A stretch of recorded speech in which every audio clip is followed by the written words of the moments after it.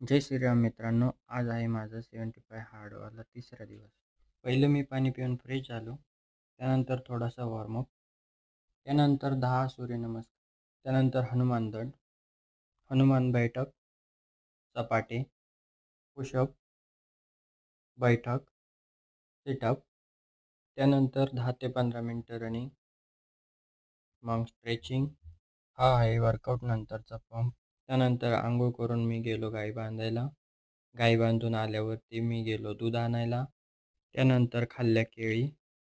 त्यानंतर रात्री भिजवलेले हरभरे, शेंगदाणे, बदाम, त्यानंतर खजूर. मग केलं मी जेवण, हुलग्याची भाजी आणि भाकर. त्यानंतर दुपारचं जेवण. त्यानंतर प्री वर्कआउटसाठी खाल्ली केळी. आज जिमला सुट्टी असल्यामुळे घरीच केलं वर्कआउट. त्यानंतर थोडासा वॉर्मअप, सपाटे, त्यानंतर जोर, थोडा ॲप्स वर्कआउट आणि स्ट्रेचिंग. हा आहे वर्कआउट नंतरचा पंप. त्यानंतर थंड पाण्याने आंघोळ.